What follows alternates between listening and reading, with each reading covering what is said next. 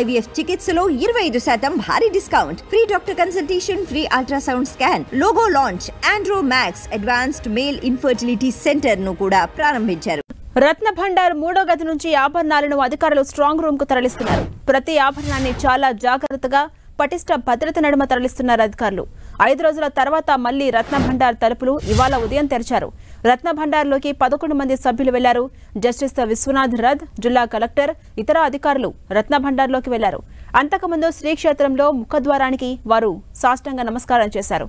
రత్న భండార్ తెరిచే కార్యక్రమంలో పూరి రాజు, దివ్యసింగ్ దేవ్ పాల్గొన్నారు. ప్రస్తుతం పాత ఆభరణాలు, విలువైన వస్తువులు కటశేష గదికి తాత్కాలికంగా తరలిస్తున్నారు. విలువైన సంపదను భద్రపరిచిన తర్వాత రత్న భాండాగారం గదిని పూరి కలెక్టర్ ఆధ్వర్యంలో ఏఎస్సీకి ఆలయ ట్రస్ట్ అప్పగించనుంది. ఈ ప్రక్రియనంతా వీడియోగ్రాఫ్ చేస్తున్నారు. ఇవాళ ఆలయంలో కొన్ని ఆంక్షలు విధించారు. రహస్య గదిని తెరవడంతో భక్తులు ప్రవేశాన్ని నిలిపేశారు అధికారులు. ఇప్పటికే రత్న భాండాగారం 3వ గది పరిసరాలపై పురావస్తు శాఖ అధికారులు అధ్యయనం చేశారు. అటు ఏఎస్ఐ టెక్నికల్ కమిటీ తన నివేదికలో రత్న భాండాగార నిర్మాణం శిథిలావస్థలో ఉందని, గోడల నుంచి నీరు కారడం, కొన్ని రాళ్లు కదలడం, గోడల ప్లాస్టరింగ్ పాడైందని తెలిపింది. జగన్నాథ ఆలయ ట్రస్ట్ ఉన్నత స్థాయి తనిఖీ కమిటీ రాష్ట్ర ప్రభుత్వంతో చర్చల తర్వాత మరమ్మతు పనుల కోసం ప్రామాణిక operating procedure high level committee సిద్ధం చేయనుంది.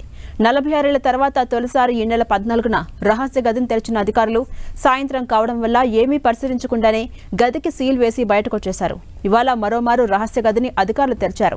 రహస్య గదిలో గోడకు 5 అల్మారాలున్నాయని, ఆభరణాలు ఉన్న కొన్ని పెట్టెలు పడి ఉండటాన్ని చూశామని హైకోర్టు విశ్రాంత న్యాయమూర్తి జస్టిస్ విశ్వనాథ్ రథ్ తెలిపారు. అల్మారాలు, పెట్టెలు తెరవనందున రహస్య గదిలో సొరంగ మార్గం ఉందో లేదో తాము క్లారిటీ ఇవ్వలేమని తెలిపారు. అయితే ఈ నెల 14న కమిటీ సభ్యులు గదిని తెరిచి లైట్లు వేసి చూడగా లోపల అపూర్వమైన బంగారు, వెండి ఆభరణాలు, రత్నాలు, వజ్ర వైడూర్యాలు, పుష్య గోమేదకాలు, భద్రపరిచిన చెక్కపెట్టెలు, అల్మారాలు కనిపించాయి. ఇంకా ఆ రహస్య గదిలో 34 కిరీటాలు, రత్నాలు పొదిగిన స్వర్ణ సింహాసనాలు, మహాలక్ష్మి అమ్మవారి వడ్డానాలు, కొలువు దేవతల పసిడి విగ్రహాలున్నాయని అంచనా వేస్తున్నారు.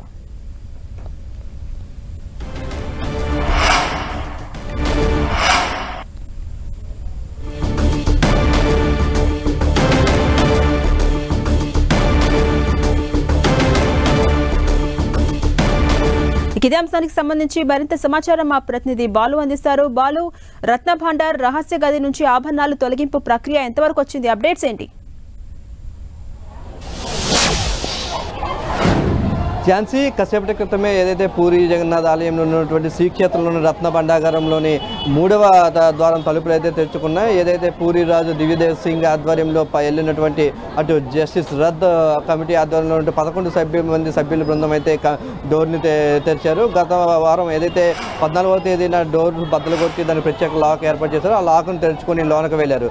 జస్టిస్ రథ్ ఆధ్వర్యంలో 11 మంది టెక్నికల్ టీమ్ కమిటీ యొక్క ముగింపు కార్యక్రమం సంబంధించి సంపద ఎంత ఉందనేదిపై లోనకు వెళ్ళారు. ప్రస్తుతానికి సంపదని కాటేజహా అంటూ ప్రత్యేకమైనటువంటి ఒక రూమ్ని ఏర్పాటు చేసి కాటేజహా రూమ్కి భద్రపరుస్తున్నారు. దీనికి సంబంధించి దివ్యదేవ్ సింగ్ ఏదైతే గజపతి రాజు ఉన్నారో పూరి ఆలయానికి సంబంధించినటువంటి గజపతి రాజు దివ్యదేవ్ సింగ్ కొద్దిసేపు క్రితం మాట్లాడడం జరిగింది. ఇప్పటికే సంపద ప్రక్రియ అయితే తన ఆధ్వర్యంలో ప్రారంభమైంది. సంపదని గుర్తించే ప్రక్రియ, సంపద తలుపుని డోర్లు తెరచడం, ఒక్కొక్క బంగారు ఆభరణాలని కాటేజహా సంబంధించినటువంటి రూమ్ ఏదైతే సంబంధించి రూమ్లో భద్రపరుస్తున్న ప్రత్యేకంగా అంటూ చెప్తున్నారు.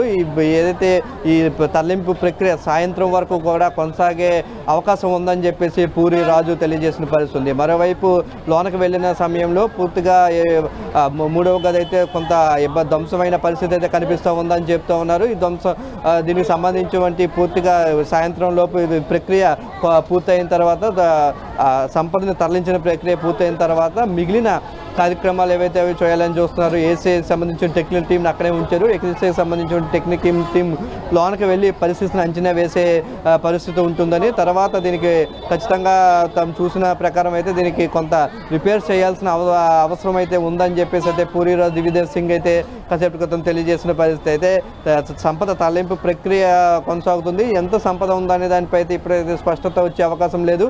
సాయంత్రం వరకు అయితే సంపద తరలింపు ప్రక్రియ అయితే కొనసాగే అవకాశం ఉందని చెప్పేసి దివ్యదేవ్ సింగ్ పూరి రాజు తెలిపిన పరిస్థితి అయితే ప్రస్తుతం పూరిలో కనిపిస్తూ ఉంది.